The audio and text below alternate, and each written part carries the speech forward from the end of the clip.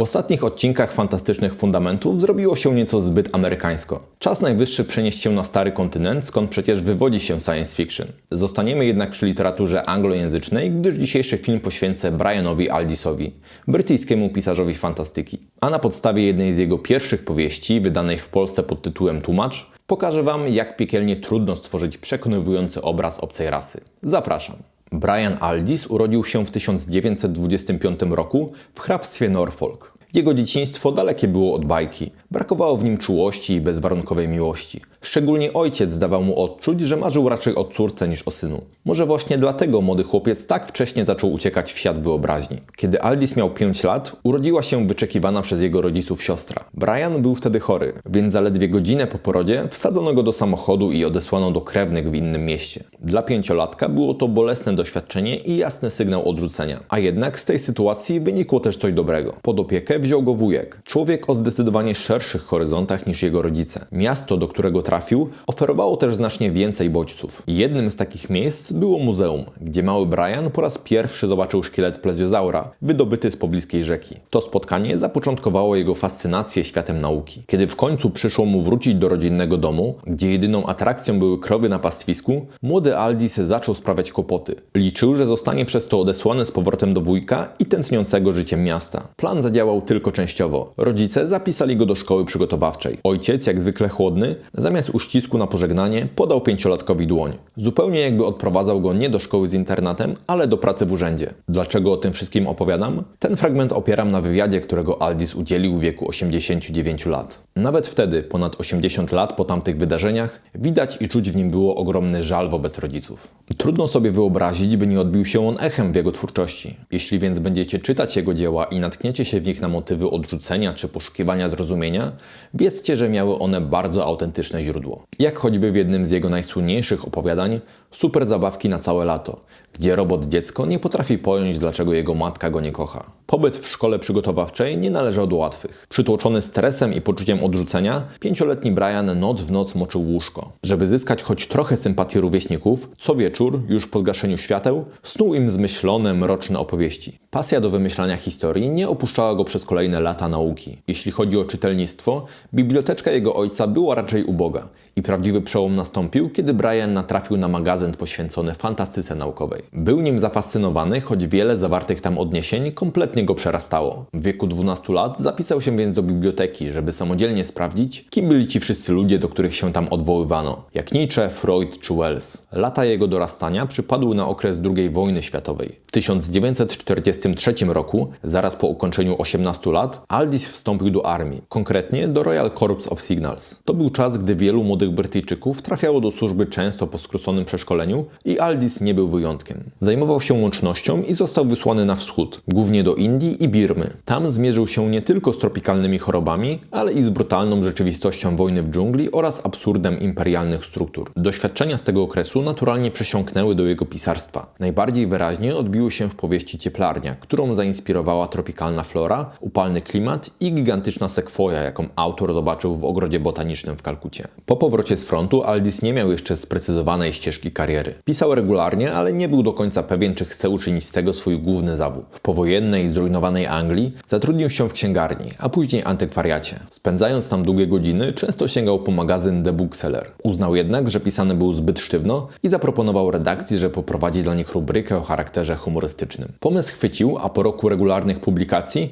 odezwało się do niego wydawnictwo z propozycją wydania jego tekstów w formie książki. W ten sposób oficjalnie zaczęła się jego pisarska kariera. Aldis koncentrował się głównie na twórczości z zakresu fantastyki naukowej lub jej pogranicza, ale nie ograniczał się wyłącznie do tego gatunku. Pisał także powieści obyczajowe, eseje i pamiętniki. Dodatkowo pełnił rolę redaktora i promotora literatury science fiction, wpływając na kształt tego gatunku w literackim świecie. Choć sukcesy przyszły do Aldisa stosunkowo szybko, tak w wyniku wątpliwych decyzji życiowych i finansowych, w okolicy 40 świeżo rozwiedzony autor znalazł się na dnie. Aby mieć dach nad głową, musiał prosić o pomoc znajomych. Podobnie było z pracą. Był zmuszony pożyczyć maszyny do pisania, by móc kontynuować twórczość. Przełożenie na papier prawdziwych emocji związanych z jego trudną sytuacją zaowocowało powstaniem powieści Greybird, dzięki której autor wyszedł na prostą. W trakcie swojej kariery Aldiss intensywnie podróżował, zwłaszcza po Stanach Zjednoczonych, gdzie jego twórczość cieszyła się większym uznaniem niż w ojczyźnie. Regularnie odwiedzał również państwa Europy. Szczególnie upodobał sobie tereny byłej Jugosławii. Gościł także w Polsce, choć to doświadczenie wspominał z mieszanymi uczuciami.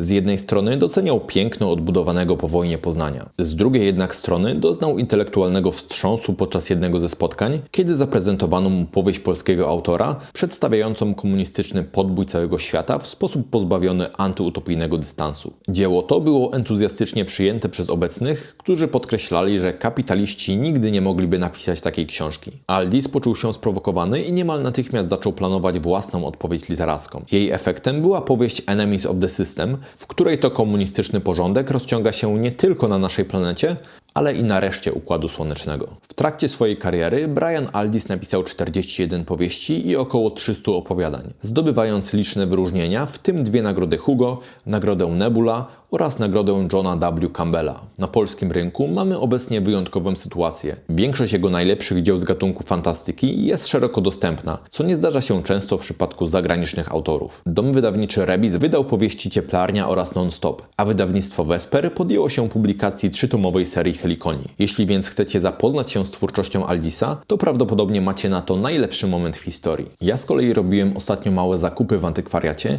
i wpadła mi tam w oko wydana w Polsce w 1990 roku nieco zapomniana powieść Aldissa pod tytułem Tłumacz. Pierwszym, co wzbudziło w niej moją uwagę, była dość krzykliwa, a może nieco kiczowata okładka reprezentująca Nula.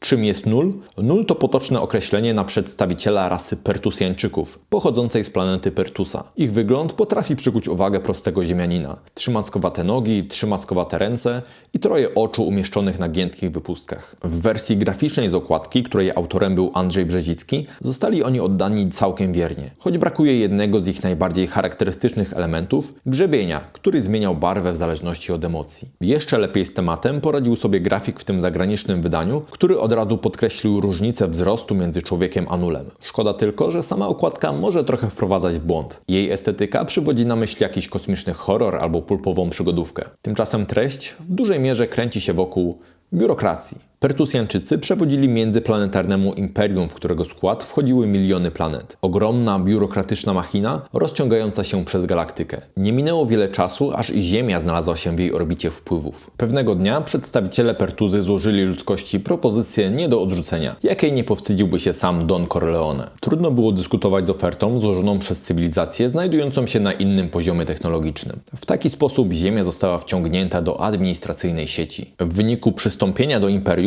Pertusjańczycy wybudowali na naszej planecie sieć fantastycznych dróg i szlaków towarowych zabezpieczonych polami siłowymi. Brzmi jak sen futurystów? Może i tak, ale był jeden drobny haczyk. Żaden ziemianin nie mógł się do nich zbliżyć pod groźbą natychmiastowej egzekucji. Z kolei ludzie w ramach współpracy zobowiązali się do regularnego przekazywania znacznych ilości zasobów naturalnych. Jednym z głównych powodów, dla których układ z Pertuzą miał tak wyzyskujący charakter, był nulski gubernator sprawujący pieczę nad ziemią. Typowy przedstawiciel klasy politycznej. Kombinator, oportunista, urzędniczy gracz, którego głównym celem było napchanie własnych kieszeni. Brzmi znajomo? Cóż, nic o czym nie usłyszelibyście w wieczornym wydaniu wiadomości. Punktem zapalnym fabuły staje się wizyta sygnatariusza, wysłannika z centralnych struktur imperium, który otrzymał niepokojące doniesienia o nadużyciach wobec mieszkańców Ziemi. Odległość między Ziemią a Pertuzą była jednak ogromna. Dała gubernatorowi niemal 2 lata na zatarcie wszelkich śladów i przygotowanie perfekcyjnie wyreżyserowanego teatrzyku dla nadinspektora. W centrum wydarzeń znajduje się zupełnie mimo woli Gary Towler, który trudni się fachem tłumacza. Nie jest bohaterem z wyboru i nie szuka kłopotów, ale jego pozycja czyni go niezwykle cennym pionkiem. Towler staje się przedmiotem przeciągania liny między 3 różnymi stronami, z których każda ma własny interes i każda próbuje go wykorzystać, a on sam miota się między lojalnością, przetrwaniem i własnym sumieniem. No właśnie,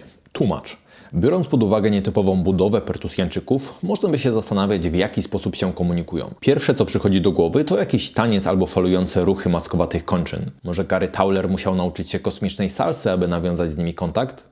Niestety nic bardziej mylnego. Pertusjanczycy porozumiewają się bowiem dzięki ukrytym pod pachami aparatom mowy. Ostatecznie nauczenie się ich mowy nie było niczym trudniejszym niż przestudiowanie podręcznika do języka obcego od deski do deski. W historii jest to jednym z 3 głównych elementów, przez które nulowie, mimo swojego dziwacznego wyglądu, sprawiają raczej wrażenie przebranych w wymyślne kostiumy ludzi niż rzeczywistych kosmitów. Drugim kluczowym elementem jest sama struktura społeczeństwa Pertusjanczyków. Ich cele oraz ogólna droga rozwoju przypominają niemal bliźniaczo to, co mogłaby obrać ludzkość, gdyby tylko posiadała technologię umożliwiającą swobodne podróże w kosmosie. Trzecim, równie istotnym elementem jest zachowanie i spektrum emocji kosmitów. Choć autor sugeruje, że uzewnętrznianie emocji nie jest naturalne dla Pertusjanczyków, w praktyce trudno nie dostrzec, że ich zachowania nie różnią się zbytnio od ludzkich. Mimo że ich wyraz twarzy, albo raczej jego brak, może sugerować chłodną obojętność, ich reakcje i motywacje sprawiają wrażenie bardzo znajomych. Oczywiście literatura science fiction od zawsze pełniła rolę formy krytyki społecznej. W przypadku tłumacza Aldis wykorzystuje ją, by ukazać absurdy biurokracji i kolonializmu, tematów, z którymi sam miał okazję się zmierzyć. Niemniej jednak autor nazbyt często podkreśla fizyczne różnice między Ziemianami a Pertusjanczykami, abym uwierzył, że jego celem nie było stworzenie przy okazji pełnowymiarowego obrazu obcej cywilizacji.